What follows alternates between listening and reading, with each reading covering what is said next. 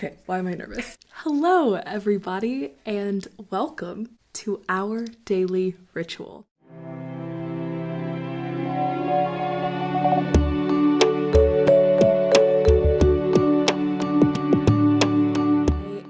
So excited to announce an all-new daily podcast brought to you by the Cohere Collective that is going to be hitting your podcast inbox or your social media feeds every morning, Monday through Saturday. Now, what is this? What is it going to be? What's it going to look like? So over the last few months, I've really been thinking about my own coherence, my own self-growth, and the things that I'm really trying to do and work on in my life. And I realized that consistency and the intention and importance of small daily actions has really been the piece of purpose and coherence that my life has been missing. And I think that may be true for a lot of us. When we carve out time to be coherent or to really think about our goals or to think about our manifestations or, whatever language you want to map onto your personal growth, I think we do that work, right? Or maybe it sits in the back of our mind and we're subconsciously aware of this happening, but we're not consciously tuning into the work super consistently. And as the new year has come up and the Lunar New Year is this next Wednesday, I really feel like this is a wonderful time to launch into a new phase of what coherence can look like for us as a collective. What are the ways that we can support each other, not just bi-weekly when Making Meaning comes out, not just when a podcast clip drops, but every day. A moment for us to check in, do a little tone setting, little vibe check, and have something to focus on. But within this, wanting it to be really consistent and focused on growth and really focused on the small ways that little actions add up to the bulk of our life, I wanted to give this a structure that felt really coherent. So in order to do that, each of the 6 days that the podcast will be released is going to be themed after one of the different pillars of coherence. And if you're unfamiliar with the pillars of coherence, they are self, which manifests as well-being, source, which manifests as spirituality, others, which manifests as community, philosophy,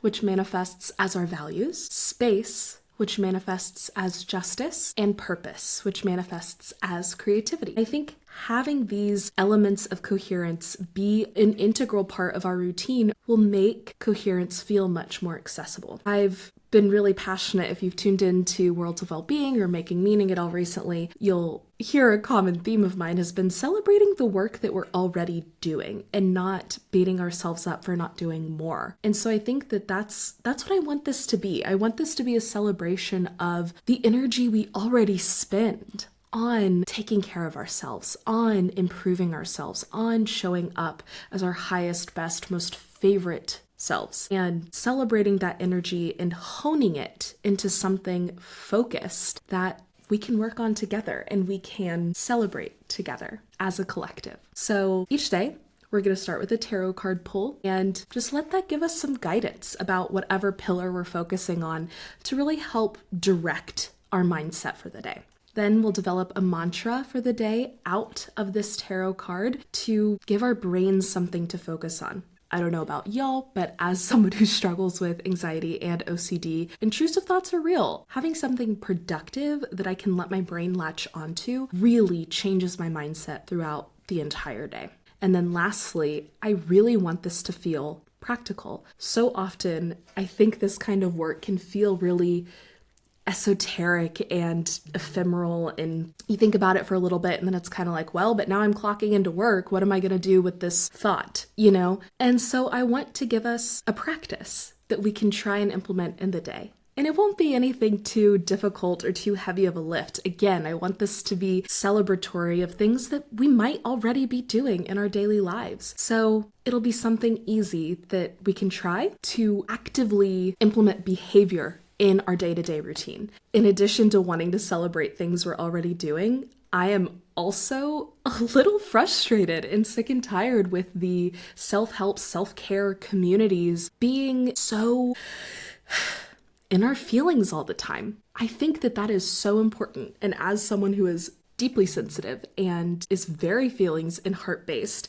we also need to take that and use it. That's where the work of social justice and environmental justice comes in. That's where the work of actually building community comes in. That's where the work of relationships comes in. Your internal world, your mental world could be beautiful. You could have a Sherlockian mind palace. You could have this gorgeous internal emotional garden.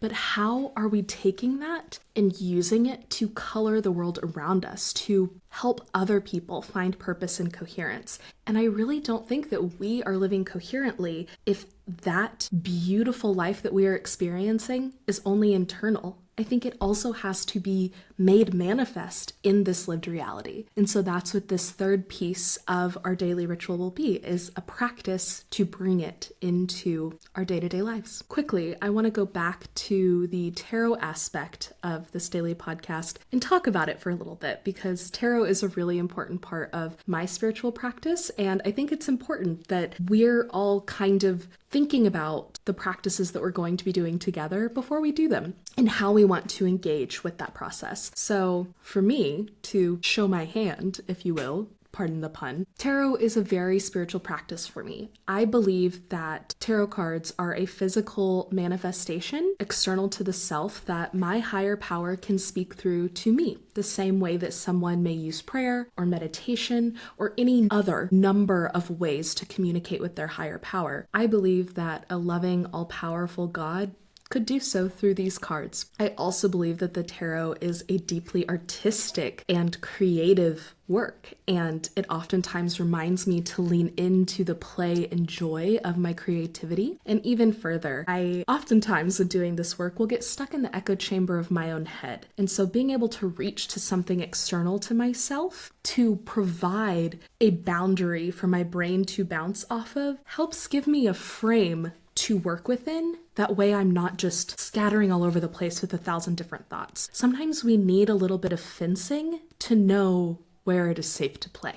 And that's what tarot has oftentimes been for me in some different mental exercises while doing this work of coherence. Also, whether you're religious, spiritual, or consider yourself an atheist, I want to challenge if you have some reservations around tarot. I think that it has gotten a bad rap for being something that is malicious when it is actually a mirror to the energy that we are bringing to it. The same way if a child falls down and you get scared, they'll start crying. But if they fall down and you say, "You're okay," and they'll pop right back up, that has largely been my experience with tarot. When someone approaches the cards with trepidation and anticipation, the cards are going to be closed off to you. If you approach them with warmth and understanding, they will give you the same treatment. Any sort of higher power or lack thereof that you hold in high esteem, we got to this point in our lives somehow. And whatever energy you believe helped you get to this point,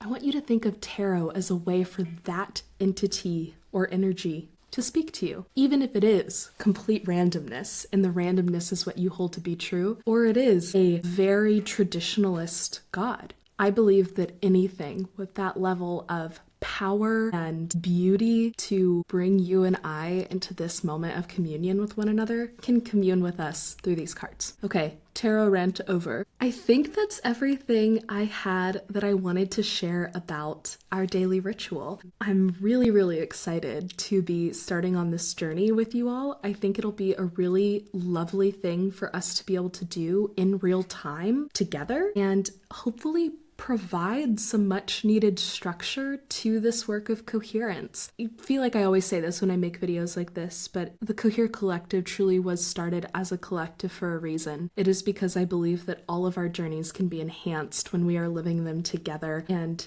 coherence cannot be done in isolation. It is done in a collective. It is done in community. So if you try out one of the practices, or you're really utilizing one of the mantras, or something didn't work for you and you're frustrated, or wherever you are in this journey of coherence, let's use this space as a place for us to support each other through that. So get in the comments and chat with one another wherever you may be doing our daily ritual together. I think that sharing in this will be really, really magical and really coherent, and I'm excited. Our daily ritual will be starting this Monday, so wherever you are watching this video now, I hope to see you back here on Monday for our daily ritual. Thank you so much. Our Daily Ritual is a podcast by the Cohere Collective that helps you build purpose and coherence into your daily routine. Please subscribe, follow, like, share, rate, and review this show wherever you are consuming it.